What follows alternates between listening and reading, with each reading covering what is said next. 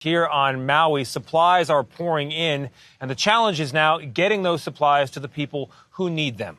Kai Lenny is a daring big wave professional surfer and a Maui native, and he says he's been forced to lead a citizen-run recovery effort, one of many on the island, because the government's response, by contrast, has been inadequate. People in the fire zone telling him they haven't seen a government employee in days. At one moment, you're in beautiful Hawaii, and, it's just another great day. And then the next, this amazing tragedy occurs, and it's so violent. I don't know what to do. I haven't prepared for an entire town going up in flames. So what kind of needs were you hearing about in the days after the fire? For some of us, we were kind of sitting back waiting for help to arrive, and then nothing was sort of happening. We were just in shock. But what was that tipping point for you when you realized government is not going to be able to respond the way locals can?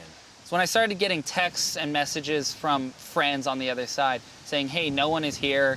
Do you know anyone you can call? Can you help us? And it started off with really being boots on the ground. Okay, let's get the jet skis. Let's get the boats. Let's call friends who fly commercial aircraft and see if we can charter a plane. We just took it upon ourselves like, okay, we could probably do a full day to hold our friends and family over before the, caravan arrives with everything.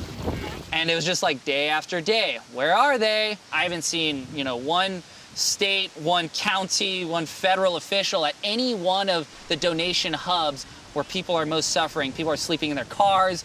People are asking for specific items now. What does it look like at these places that are hard to get to for the public and you've been able to get to, the distribution centers? What are they like?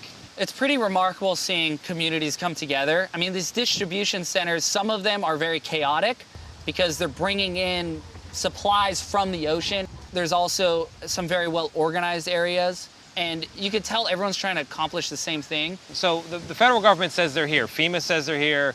Small Business Administration, the National Guard. There's been a response from Maui County, from the governor. It's very hard for anyone sitting where I'm sitting as a journalist to evaluate the response because it's closed to the public in Lahaina. As soon as you go to the west side, all of a sudden you're like, wow, why do I feel like I'm in a third world country right now? You could go to any one of those hubs on the west side of the island and you can ask everyone there.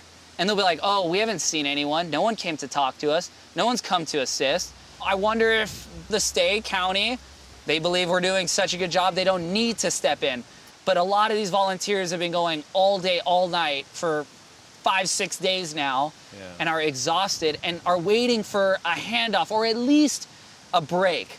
The Hawaiian people, the locals that have lived here, they just always feel like they're the last to be thought of.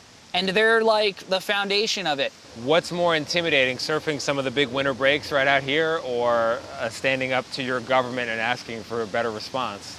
My job with riding giant waves has always been to pass through the veil of fear, understand the unknown on the other side. And so I'm very used to putting myself in some heavy situations that, could potentially kill you with riding big waves. I'm always going to speak the truth and what's right, and I'm going to always go off facts.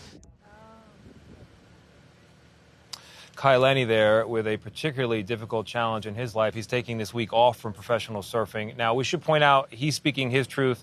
The federal, local, and state government, they have their own truth. FEMA says they've got 300 employees here on the ground. Red Cross says 250 disaster workers are on the ground here. And we did, of course, reach out to FEMA. We reached out to Maui County officials, the state's governor, Josh Green, all of them for comment over the concerns raised by Kai Lenny there.